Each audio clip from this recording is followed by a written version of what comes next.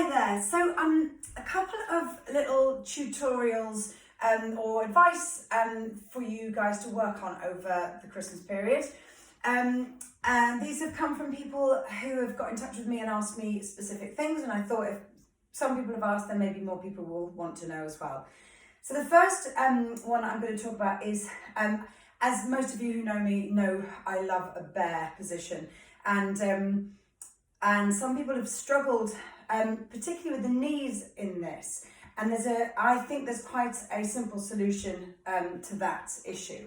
So first of all, I'm just going to talk about the wrists before we go to the knees. So again, here, there's a lot of talk about how this position hurts people's wrists. And the first point to make is do not overload the wrists, okay? What you don't want to be doing is pushing all that weight down into the wrists. You want to be thinking about light on the hands. There's a good stable surface there, but you're thinking light. So you're trying to lift up and out of those, the palms of the hands and up and out of the wrists, almost like you're trying to lift your chest away from the mat and create space. I also think about creating space under the bicep and the chest, so almost like your armpits are trying to create space underneath them as well. Remembering that the back of the head is long. Now, so in this position, as I'm lifting up, I can't feel too much in the wrists because I'm not pouring my weight down into that. Now, if that is just too much, because some people's wrists just have got too much or too little flexibility, or maybe a little bit of a weakness, the other thing to say, which is the simplest thing to do, is to just roll the mat. So roll the mat towards you so you get a nice kind of sausage shape, and then your hands, the heel of the hand goes onto that mat and the fingertips go to the floor, okay? So you've still got that push through those fingertips, and then the heels of the hands are on the mat. But again, it's not overloading that weight. Again, you can see that's going to go into my shoulders, into my neck. So I'm lifting up and out of that, and that's causing or creating that stable base. Try not or do not go onto your fingertips here, okay? You can easily break your fingers. You can go onto the fist. I worry about that a little bit just because it's a little bit unstable. So if you are going to do that, it would be better to have some hexagonal weights that you can hold on to. Okay, so let's get into bear, all right? So as we know, we've got that lovely shape through the front of the body. The abdominals are drawn in, the top of the head reaching and lengthening towards away from the tailbone, and we've got that lovely flat back. We tuck the toes under, and you're going to come up and float those knees and hovering in bear. Now, if I'm too far back here, that's into my knees. All right, all I'm feeling there is my knees going and into my quads. All right, and that means all I'm doing is pushing into the knee joint. So I don't want to push back into that. You may think that that's saving you, but it's not.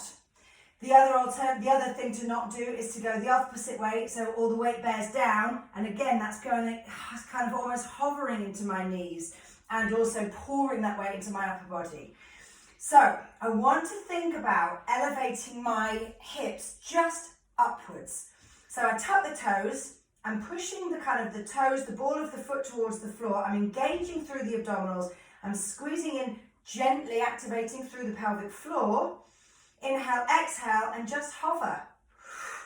Now, at that position, I feel this in my glutes, and I'm using my abdominals and my core stabilizing muscles to hold me in that position, okay?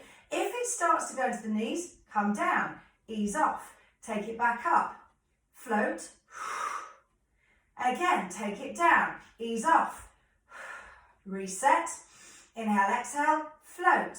So you don't have to continually hold the position. Find your way in and out of the position and find where your body kind of takes away that nasty kind of pain feeling, all right? But it shouldn't go into the knees when you're in bear. And I think that is about drawing yourself too far back. So again, you can see that. The moment I come back onto here, I'm pushing into those knees and I'm just gripping with my quads in that position. So you want to think about you being in that 4-point kneeling position with your wrist, elbow, shoulder in line, and here your knee and hip in line. You tuck the toes and you literally just lift those hips off the ground, all right? So from there, all the movement has to come back to there. So it's either the up and the down. And again, that is just, there's no other nice way to describe this other than wiping the back of the bum up and down a wall, okay? And then there's the out and in, so you can practice. And again, this is not my knees where the initiation of the movement is from, it's the inner thighs, my glutes, my core muscles, my abdominals, my obliques, my back. Okay, so that's that one. And then if you're taking the feet out, you're making sure that you return, I've got no room, that you return to that same position every time, okay? And if it starts to hurt the knees, come out of it and then go back in after you've reset. So hopefully that will help. But that bear position, just come in and out of it. If it does start to feel that there's pain, don't hold it any longer, okay? It's easy to just float those knees down. Unless you're only floating those knees down because you're feeling it in your abdominals and your glutes and you're getting the right feeling, but it's tiring you, then hold it. But if there's a pain, come out of it, reset, take a breath and go back in, okay? So hopefully that will help with the bear and with painful knees.